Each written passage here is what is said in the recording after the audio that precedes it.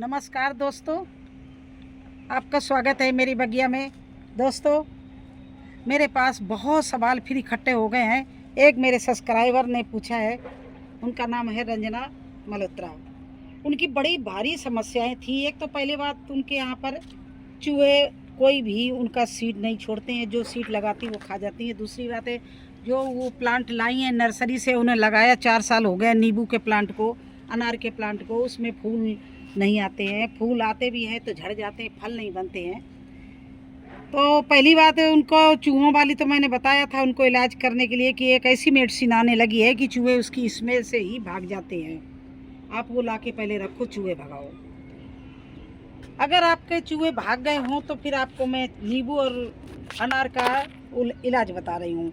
देखिए, नींबू के प्लांट के नीचे पहले आप ये देखिए कि उनमें इस तरह से गुड़ाई करने में पतली पतली जड़ें तो नहीं फैली हुई हैं। अगर वो इस तरह से मकड़ी की जाले की तरह ये जड़ें फैली हुई हैं तो उनको आप सब निकाल दीजिए काट के, क्योंकि ये आपके फल को नहीं रोकने देगी।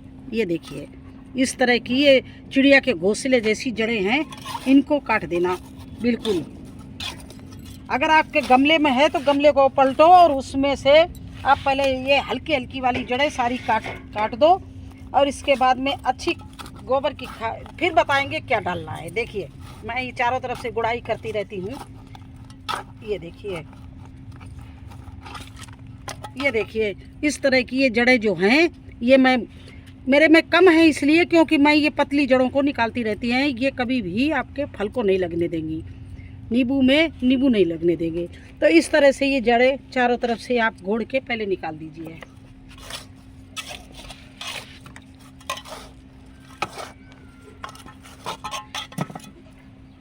ये निकाल दिया, इस तरह से निकालिए, गुड़ाई करिए पतली पतली। और मोटी रूट्स को नहीं कटने देना, जो उसकी असली जड़ है उसको नहीं कटने देना, ना पेड़ सूख जाएगा। जो पतली पतली मकड़ी की जाला जैसी जो हैं, ये चारों तरफ फैली, इनको निकाल दीजिए। ये देखिए, ये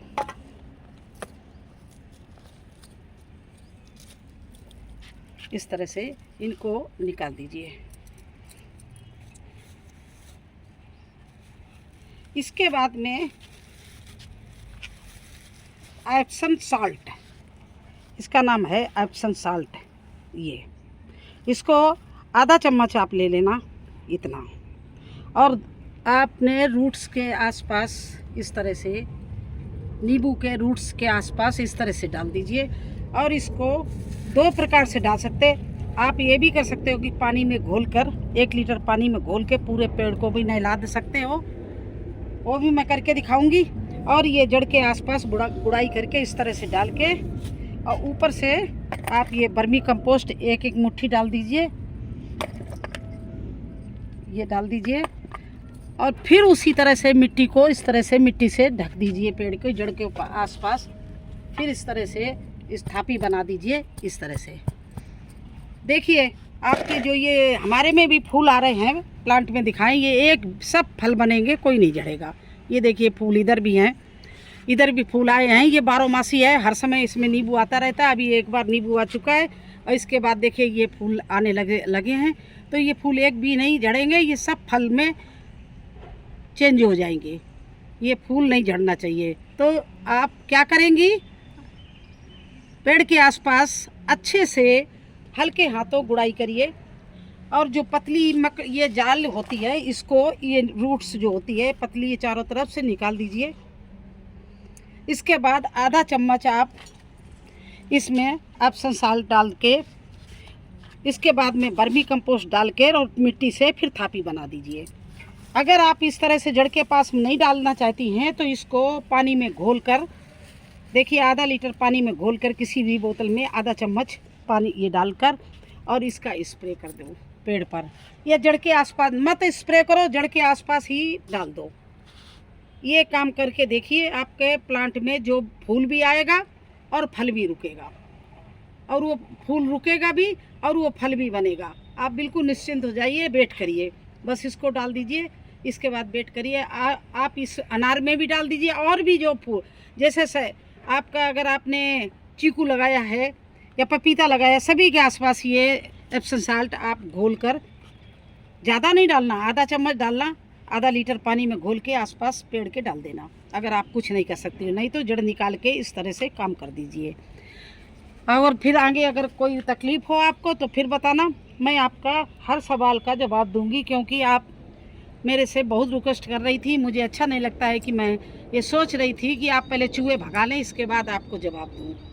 और अगर चूहे भाग गए हों तो आप जिस तरह से हम प्लांट लगाते हैं उस तरह से आप गिलासों में प्लांट लगा के फिर रिपोर्टिंग करिए।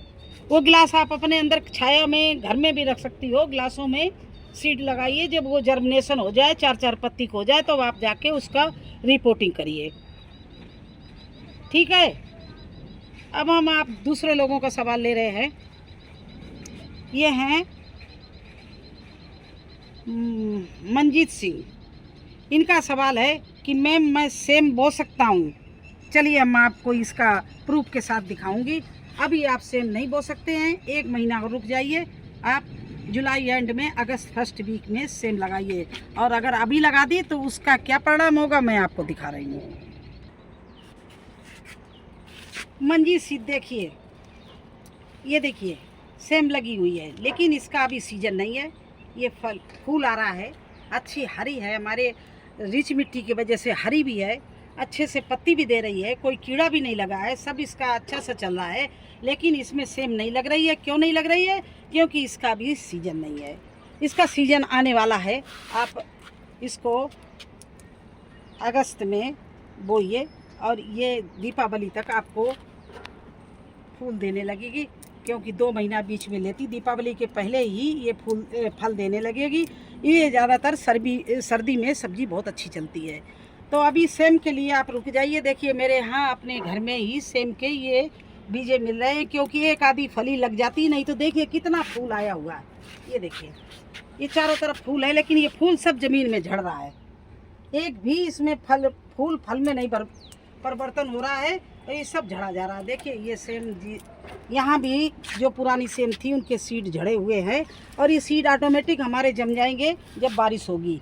लेकिन ये हम अभी आप अगर लगाना चाहते हैं, पहली बार लगा रहे हैं या लगा चुके हैं पहले, तो दोबारा लगाना चाहते हैं, तो आप इसको अगस्त के फर्स्ट वीक में लगाना। अभी तब तक आप अपनी मिट्टी तैयार कर लीजिए और सब्जी जो लगाना हो लगा लीजिए। देखिए इस तरह से ये हमारे सीड यहीं मिल जाते हैं, और नहीं तो मार्केट से इस तरह से पैकेट ले आना। ये देखिए सेम का पैकेट है, इस तरह से पैकेट ले आना और आप लगा देना। रिच मिट्टी बनाना और उसमें लगा देना, देखना आपको सेम कितनी खाने को मिले। लेकिन इसका अभी टाइम नहीं है, अभी सेम मत लगाइए।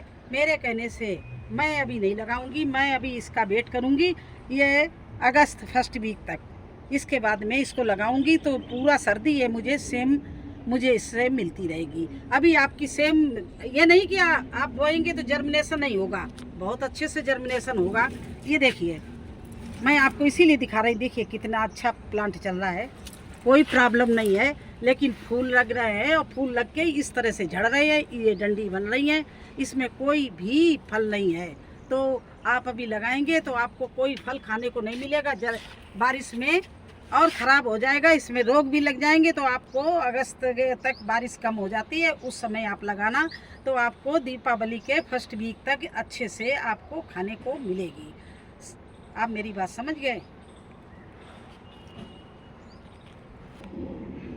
तो रंजना जी आपसे एक बात और कहनी थी। देखिए मैं आपको दिखा रही हूँ, आप इस तरह से आप कहती मेरा सीड हम लगाते हैं चूहे खा जाते हैं, कौन खा जाता, तो आप मत लगाइए उस जगह सीड। आप अपने अंदर जहाँ पर आप बरामदा हो, आपके थोड़ी सी रोशनी आती हो और छाया हो, वहाँ पर आप इस तरह से कपों में बो के अपने सीड जर्मिनेशन कर लीजिए। जब ये 4-5 पत्ती के हो जाए, जब जाके आप उस गार्डन में जहाँ पर चूहे लगे हुए हैं वहाँ पर आप लगा सकती हो। देखिए इस तरह से आप कोई भी सीड लगाओगी आपकी इस तरह से जर्मिनेशन हो जाएगा। तो आप अंदर से आप बुआई करो और अंदर अपने घर के अंदर रख लो, जिससे जहाँ चूहे ना आते हों। और जब वो पेड़ बन जाए, जब वो प्लांट लगाने के काबिल हो जाए, तब आप उसको बाहर लाना और जहाँ गमला तैयार किया हो वहाँ लगा देना। और आसपास थोड़ी सी उसमें वही स्मेल आती है जिससे चूहे भागते हैं, वो दवाई डाल देना, तो आपका प्लांट बच जाएगा। एक यही उपाय है, आपको ये करना पड़ेगा, नहीं तो फिर आप चूहे जहाँ लग जाते हैं चूहों को छुड़ाना बहुत मुश्किल होता है। उनको एक बार कुछ खाने पीने को मिल गया तो वो वहाँ पर बार बार आते हैं और आपका कोई भी गार्डन का प्लांट काट देंगे, कुछ भी कर देंगे, तो आपको दुख होगा। तो आपके लिए ये पूरा वीडियो मैंने बना दिया है। थोड़ा सा मैंने एक क्वेश्चन और लिया है, नहीं तो सारा ये आपका समस्या का समाधान बता रहे हैं कि आप वहाँ पर गार्डन में डायरेक्ट सीड मत लगाइए। अंदर आके अपने कमरे में कहीं भी जहाँ आप रहते हो अंदर लगाइए, जहाँ चूहे ना आते हों। जब वो 5-5, 6-6 पत्ती के प्लांट हो जाएं, जब आप जाके उसमें आप अपने गार्डन में उसको रिपोर्टिंग करिए।